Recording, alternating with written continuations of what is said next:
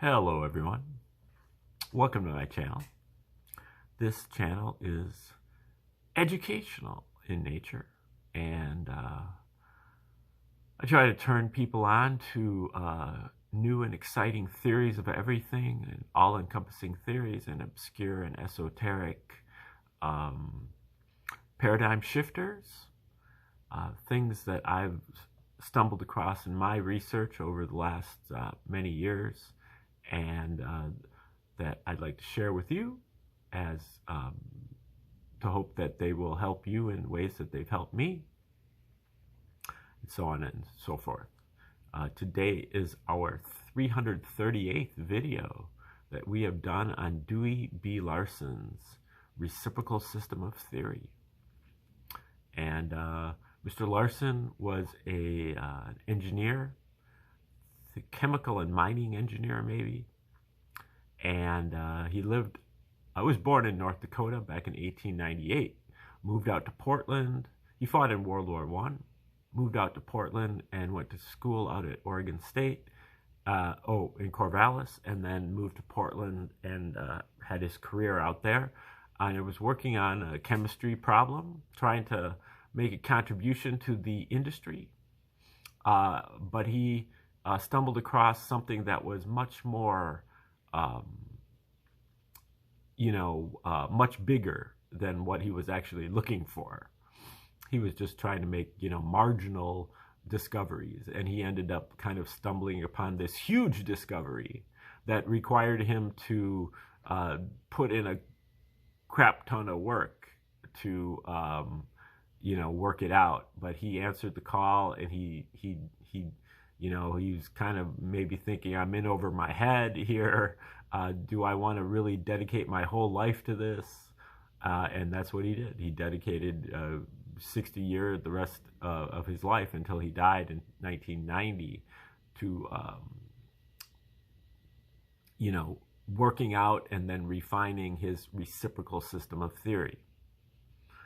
He eventually came out with his two fundamental postulates in the late 1950s, and from there he worked out a theoretical universe, and from there he kind of compared his universe, his theoretical universe, with the actual universe that the legacy scientists had come up with. And in general, his findings compared very favorably with the already found findings of the mainstream, but he made significant corrections in a number of different areas, especially in the so-called relativistic areas of the very fast, the very small, and the very large. And in the same way that Einstein came and corrected a lot of the Newtonian mechanics. The Newtonian mechanics is generally correct for the majority of cases, but in the cases of the very small, the very fast, and the very large, some adjustments were made by Einstein. Larson kind of makes those same or similar adjustments, and in some cases the math is the same, but in Larson's case he clears up the concepts. He not only can give you the different equations, but he gives you the why and wherefore of these equations. Why are we doing this? Many times Einstein didn't provide that, or if he did, he provided it incorrectly, and some of his followers didn't even think that there were any concepts involved, such as Werner Heisenberg. Okay, now the basic idea in the reciprocal system of theory is that the universe is made entirely of motion. And for Larson, motion was the relationship between space and time. Space and time are thereby reciprocals of one another. Motion is basically a fraction, with time or space as the numerator and space or time as the denominator. Space and time have no independent significance. They only exist together in motion, and they are reciprocally related in motion. Now, it wasn't really just any kind of motion. What we're talking about is what Larson calls a scalar motion, which is a motion that hasn't really been has been discovered, but hasn't been really investigated in detail to flesh out all the properties. Scalar motion is a motion that has a magnitude, but it has no specific direction. You can envision a scalar motion by taking a balloon, putting a bunch of dots on it, and then blowing up the balloon. All of the dots will be moving away from each other, but in no specific direction. Each dot will be moving away from each other dot. And you won't really get a direction, or what you call a vectorial motion, or a normal kind of motion out of that until you pick one dot and you decide that this dot is my reference point, meaning that this dot is, I'm going to pretend that this dot is motionless. And then you will be able to kind of measure the direction that each dot is moving away from that particular dot. But in reality, the dot that you've picked is also moving. And so when you do assign a reference point, you're kind of moving away from the reality, which is that the motion is scalar and it doesn't have any specific direction. Everything is moving away from every other thing, even whether it occupies a dot or not. So that is what Larson calls a scalar motion. He refers to that as clock time and clock space. So clock time, we understand the clock. Time is always getting later and later and later and later, but in no specific direction.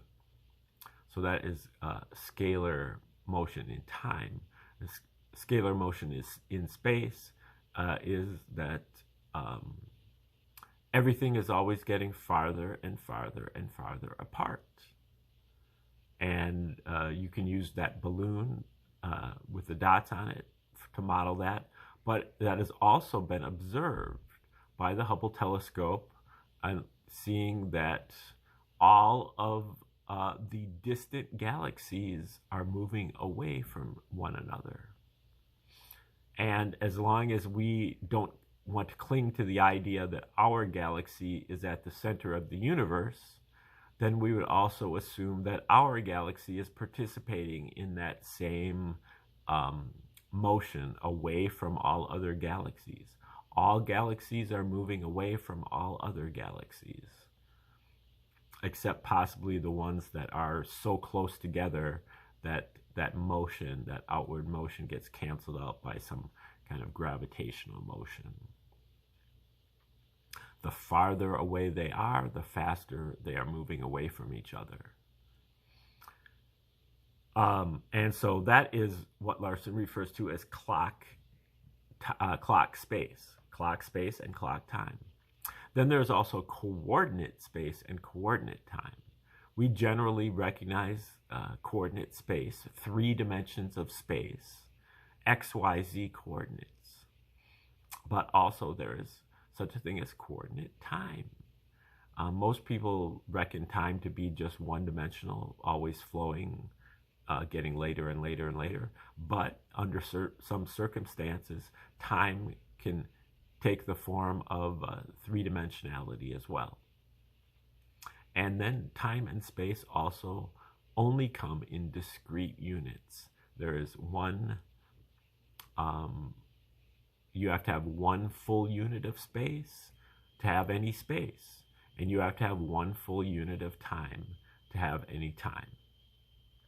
And if you have one unit of space in one unit of time, you have the speed of light. And so for Larson, the speed of light is what he calls unit speed.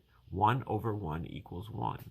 And this unit speed is really like the background, or the null point, or the reference point, or the 0 point of this universe of motion, which makes sense. If you have a universe of motion, that means that motion comes before everything else.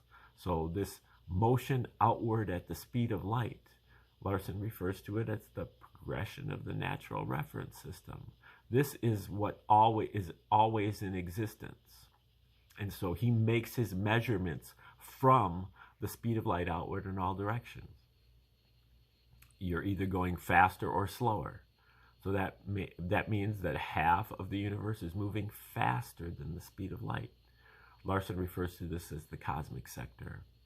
And this sector of the universe is generally unknown to legacy scientists. The part that they know about is called the material sector. That's the half that's moving slower than the speed of light. And that is where all the scientists make their observations and measurements. And the good news is that because of the reciprocal relationships involved, what is going on in the material sector is also going on in the cosmic sector, with the caveat that all you have to do is interchange the roles of space and time. So in the material sector, you've got coordinate space and clock time. Time is always getting later and later and later.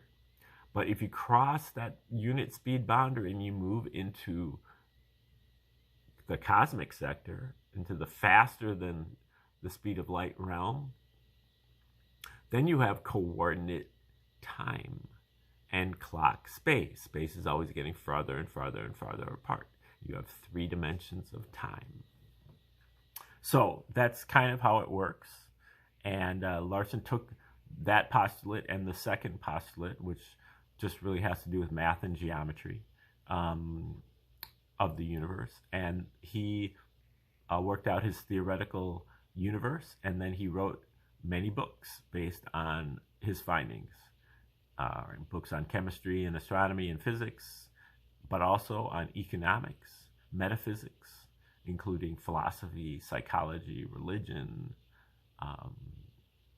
biology, even things like dream interpretation, psychic phenomena. And we've gone over many of those things in the previous videos. Today we are looking at the last installment of Larson's paper that is called The Mechanism of the Universe. This paper is primarily on cosmology, talks about kind of the macro universe that we live in. The big, goes over some of the legacy theories of cosmology, such as the Big Bang and the steady state theory and the oscillating theory. And he reviews those basic ideas of legacy scientists, and then he also inserts his own ideas about what his cosmology is. What does the reciprocal system agree with these other philosophies or cosmologies, or does it disagree, and how and why, and what are the concepts involved? And he's gone over a number of different points of view on this matter. So if you want to start fresh, you want to go back about 6 videos and start at the beginning to go through Larson's whole thought process. So he's just kind of summing it up right here. And here we go. The region under the gravitational control of a star, he was talking about globular clusters here. Globular clusters are like proto-galaxies. They're not quite big enough to be galaxies, but they are spherically shaped groups of stars that are in the process of formation. And then when you combine several of the globular clusters, you start getting like dwarf galaxies. And then more globular clusters come into the picture, and you get bigger and bigger galaxies. The region under the gravitational control of a star within the cluster meets the region under the control of its neighbor at a point where the gravitational force of each star is near the minimum. Each star is therefore outside the gravitational limit of its neighbor, and because its net balance of motions is outward, it can never get inside this limit. The diffuse aggregate from which the globular cluster was formed contacts its neighbor at a point of maximum gravitational force, and the gravitational limits of neighboring aggregates therefore overlap. The increase of mass due to the incoming cosmic matter extends the limits still farther, and by the time the globular cluster stage is reached, each cluster is well within the gravitational limits of one or more of its neighbors. The clusters therefore move toward each other, and eventually some of them make contact. The prevailing opinion is that because of the immense distances between the stars, the stellar aggregates participating in such an encounter would pass through each other with no significant interaction. Our findings indicate that this view is incorrect, inasmuch as the stars of the cluster occupy equilibrium positions. The aggregate has the general characteristics of a liquid, and the actual result of contact is an amalgamation of the clusters. The resulting combination, with a population of 2 or 3 million stars, is classified as a dwarf galaxy. Its larger mass, as compared to that of the original cluster, greatly increases its gravitational force and improves its ability to capture additional clusters. If it keeps out of the clutches of still larger galaxies, the small galaxy ultimately becomes a large galaxy. This picture of the situation is in direct conflict with much of current astronomical thought, although no consensus has been reached on the issue as to how and under what circumstances condensation from the original diffuse matter occurred. Conventional theory regards the galaxies, rather than the globular clusters, as the original products of the condensation process, and views the globular clusters as very old features of the galaxies. According to our findings, by deduction from the fundamental physical theory, the stars of the globular clusters, instead of being the oldest of those that are optically visible to us, as conventional theory asserts, are the youngest of the observable stars. In view of this direct conflict, it would be of interest to review the available evidence to see just how well each of these conflicting theories agrees with the information from observation. Unfortunately, the remaining space will not permit a detailed review of this kind, but I can say that I made a critical comparison of the two conflicting explanations of the status of the globular clusters a few years ago, in which I examined the assertions of each theory with respect to 15 sets of facts, which can be considered to represent practically all that is now known about the clusters. In this investigation, I found that conventional theory furnishes fully acceptable explanations for 3 of these 15 items, partially satisfactory explanations for 3 more, unsatisfactory explanations for 3 items, no explanation at all for 4 items, and is definitely in conflict with the facts in 2 cases.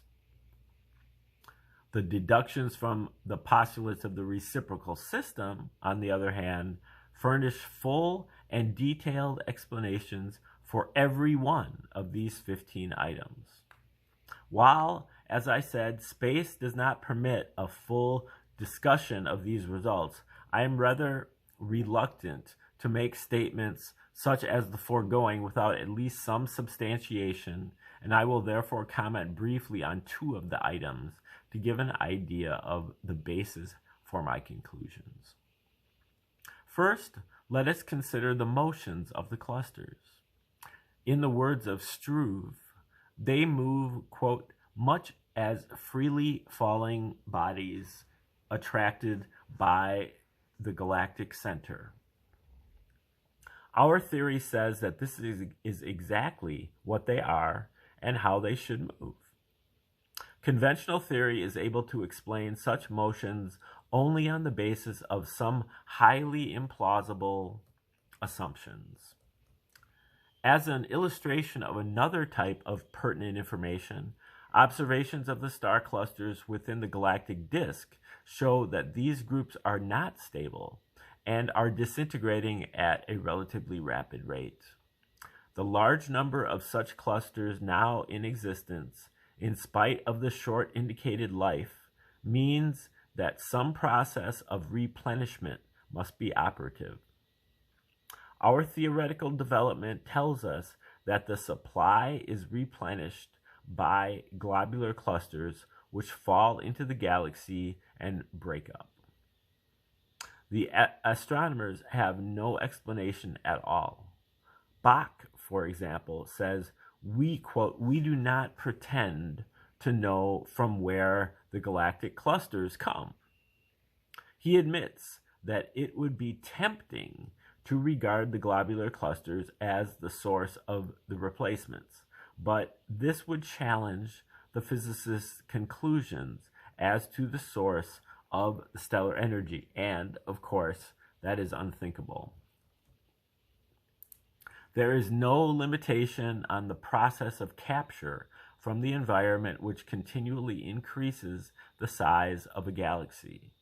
So far as the capture process itself is concerned, the growth could continue indefinitely.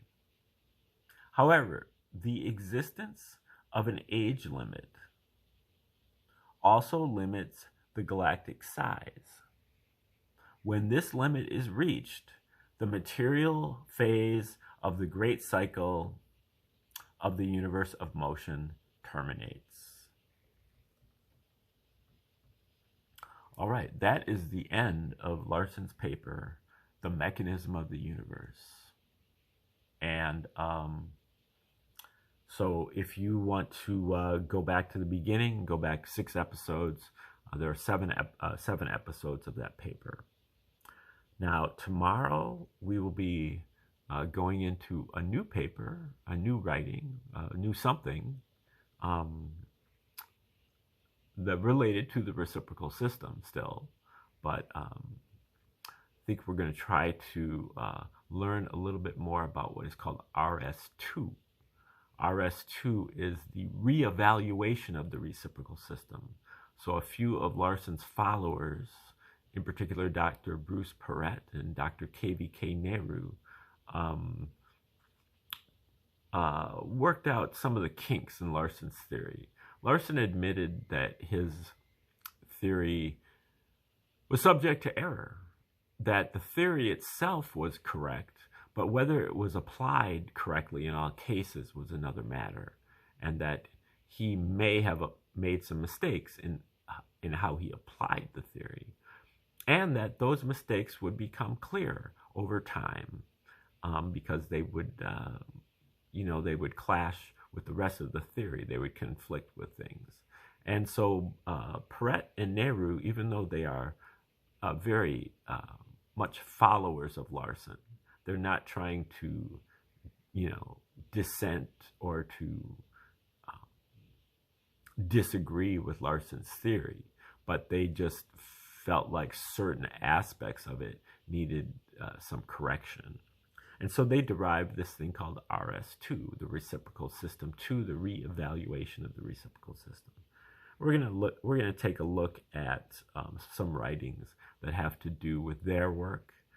In particular, Dr. Bruce Perret in this instance. We're going to look at a few of his articles that kind of try to explicate RS2, which is exciting, and actually I consider I consider Larson's contributions in terms of the reciprocal system to be absolutely, what's the word?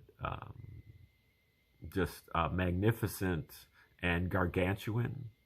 But I also consider the improvements that have been made by Doctors Perrett and Nehru to be accomplishments almost on that same level.